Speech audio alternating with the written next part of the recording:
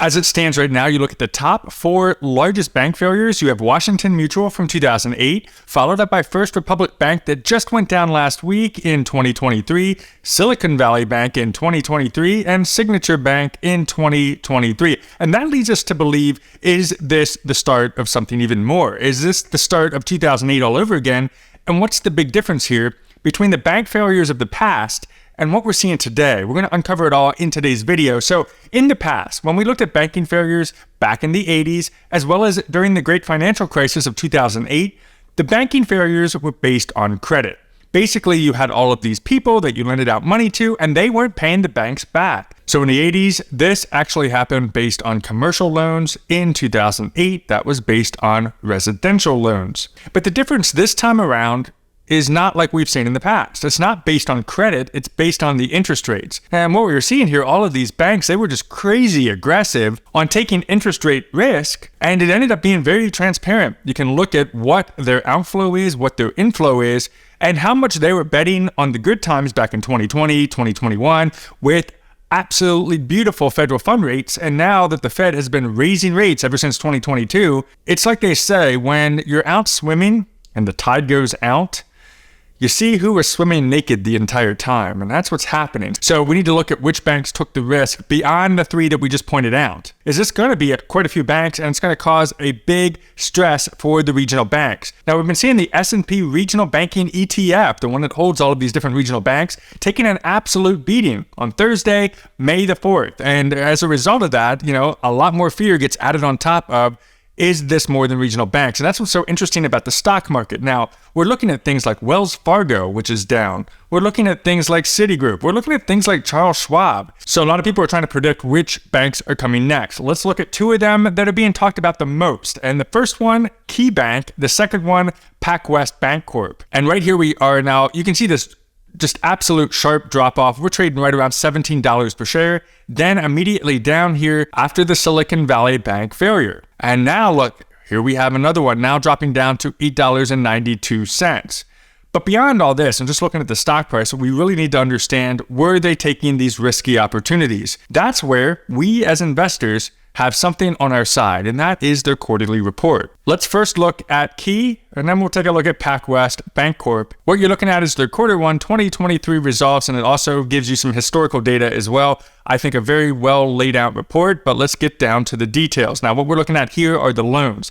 These are the loans that they are giving out. So you can see here, you have 83.1 going to commercial, and then 36.8 billion going to consumers. So think about commercial loans. Consumer loans are more the mortgages for your everyday real estate. But the interesting part about that is, as you can see here, the loan yield is ticking up. And that's the whole issue with some of these banks. Now, if you're in 2021 and you're giving out all of these different loans, the federal fund rate is near 0, you have a bigger profit spread. So you have the ability to charge a nice rate of a 2.5, 2.8, 3.2%. Your consumer is happy. Meanwhile, you have a low federal fund rate, so your profit spread is wider. Well, now, federal fund rate keeps going up, up, and up. In fact, the first week of May of 2023, they announced yet another 25 basis points rate hike, so that continues to squeeze the profits down. Now, what you need as a bank is you need to ensure that when you're giving out these loans, that you have enough deposits as well. That way, you have enough to cover your butt and enough to make profit off of so that you can continue your opportunity as a bank, right? Continue to give out loans, continue to earn interest, continue to earn money. Otherwise, you could be in deep crap. And that's what we saw with First Republic Bank. Now, remember, they announced their quarter earnings, their Q1 earnings, just like we're looking at here with Key. But the difference with First Republic Bank, as I mentioned in the earlier video on that particular bank, is that they had all of these loans out and their deposits were shrinking. Not only the fact that people were depositing less, people were taking their money out of the bank. And when you have that, now you have more liability than you do assets. And when you have more debt than you do actual income, you get absolutely screwed. Therefore, FDIC took over, and JP Morgan, which is becoming a big conglomerate at this point, took over that bank last week. So here we have Key. Is this the other result of that? So let's take a look at the overall, which is right here at the top, $119.8 billion. Now, they continue to grow their loans, as you can see here from Q1 2022 to this next year. So if we compare a year over a year, 103.8 billion to 119.8 billion. So coming down here though, we need to take a look at the deposits. That's the important part. Now, this is what's going to spook some people. And this is what's also spooking the overall stock price that we just looked at. Here you see average deposits are down 5% from Q1 2022. Now, remember what happened with First Republic. Now, their deposits overall were lower than their loans. A little bit different here because look at this, 144.1 billion comparatively to 119.8. So they do have more deposits than they do loans out. So that's a little bit reassuring. But what we don't want to have happen and what you need to keep your eye on is what happens in the next couple months ahead. See, here's the issue. If people get spooked again as a result of the third banking failure that we had here in 2023, they rush into Key and they start pulling out their deposits, or you see right here, the average commercial starts pulling out their money because they're spooked. Then the deposits start falling down. Now we can see that year over year, it's gone down from 150 to 144. But what if it's catastrophic? What if all of a sudden we have a bank run on this particular bank? KeyBank, all of a sudden that starts going down and now you're negative. Now you're going to have a Q2 report, which will typically come out right around July timeframe. And that could cause yet another panic, another scare. So my eyes are really focused on July because I want to see what these regional banks do when they report their earnings. Are we going to see more panic in that particular time zone? Because here's the thing, if the banks are staying quiet, they don't have to report their earnings until the quarter is over. And the second quarter of 2023, remember, is April, May, and June. So we're chilling right now. The issue is when they report, are we going to see this continue to drop? And could this be lower than loans? That is what you need to keep your eye on if you're investing in these individual regional bank stocks.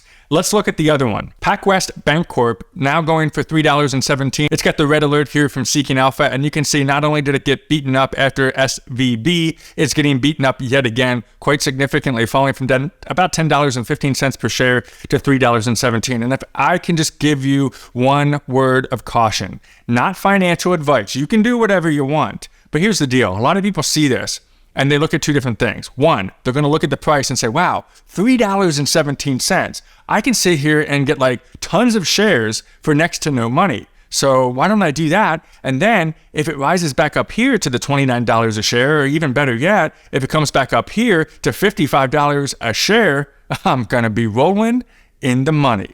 So a lot of people think like that. The second thing people think is, wow, look at this amazing 15.58% dividend yield. That is absolutely amazing. I'm going to buy this. This is amazing. Rah. Here's the issue. And this is why this red banner is listed up here at the top of Seeking Alpha, is this could have the same effect as First Republic Bank. A lot of people rushed into First Republic Bank and they got their butts handed to them because now it has been pulling off of the market and it's now what we call OTC pink sheet. Basically, cash in your shares for pennies on the dollar. It's a disaster. It's not good. So be careful. If you jump into this and you're just looking at the numbers and you're not looking under the hood, as I always mention, it's just like a car, right? You go and you look at this beautiful, sexy looking car and you're like, yo, I got to get that car because it looks amazing and everybody's going to think I'm it. So you buy this beautiful car, you spend tons of money on it, and you realize that in a week, the thing breaks down because the engine is a POS. Well, we don't want that here. You got to look under the hood so you don't buy this beautiful car thinking, wow, $3.17 a share. And then next thing you know, the thing goes into bankruptcy or gets bought, merged, FDIC takeover, whatever. Be very careful. So let's take a look and see what's happening. Here we have at the Q1 results of 2023 for PacWest Bancorp. And what we're looking at here, of course, first thing that scares me right straight away is this net loss earnings available to common stockholders at negative 1.2 comparatively to December 31st, 2022 at 39.5 in positive. So certainly not a good thing. But let's take a look at what matters the most. Loans and leases held for investment, net of deferred fees at 25.6. Then total deposits at 28.1. Now we reviewed this in Monday's video a little bit, but I want to point out what I'm a little bit worried about here is the fact that this number and this number is of high concern. And here's why. So you have all these loans, and sure, it's 2.9 billion down, but then you have this 5.7 of total deposits down. So if we look here at December 31st, 2022, which is honestly not that long ago, 33 comparatively to 28, that is a lot. Now, the question's going to become, sure, you could have less people depositing money, but the bigger question is are people pulling out? Are people pulling out their money? It all goes back to It's a Wonderful Life, where if you've not watched that movie, you could go check it out, because ultimately that's what happened, is that all of a sudden everybody got spooked down and they rushed into the Bailey Brothers building and loan and they tried to take all their money out. Well, because they have their money tied up in mortgage-backed securities and things like that, they're not able to just hand you the cold hard cash out of the safe. Their money is tied up in other assets. So the problem is you have a fast bank run. These banks are not going to be able to keep up with it. Now that brings us to what do we do next? Now, if you've invested into this particular S&P Regional Banking ETF, this is the KRE, going for 36.08 as of the recording of this video, and taking the same beating as those other individual stocks. But here's the deal. When you look at an ETF, you got to remember that ETFs are not a single stock. An ETF is very, very rarely going to go out of business. There's no such real thing here because the holdings is what keeps it around. Now, of course, everything is tied up in financials because it's a regional banking ETF, right? But the holdings are what's going to matter here. Here we have New York Community, M&T Bank, Regions, First Horizon, etc., etc. But the issue is because they've held Silicon Valley Bank, Signature Bank, they've held First Republic Bank. I believe they also have PacWest, and I believe they have Key. You'd have to look at their total holdings because we're talking about they have 145 total stocks in this particular ETF. It's going to take a beating when a company goes out of business or gets taken over or dissolves. But the beauty of it is, because it's market cap weighted across the board, those new up-and-coming regional banks will be replaced. That's the beauty of an ETF, is oftentimes, especially these passive ETFs, they self-cleanse. So it limits your risk. So now I'm not saying go out there and buy KRE because it is down quite a bit. And for those of you who cannot stomach the pain and agony of that chart, it's going to hurt because you don't know what's on the other side of right here. Is it going to continue to go down? Are we going to see a $10 a share ETF? We don't know yet. We got to see what happens with the settling of all of these regional banks and all of this current issue in the particular banking sector. Remember, I don't think this is widespread. We were talking about Wells Fargo, but with these bigger banks, they tend to hold a lot more reserve. They have a lot more money flowing in, depositing, and loans and everything like that. They're likely able to keep afloat.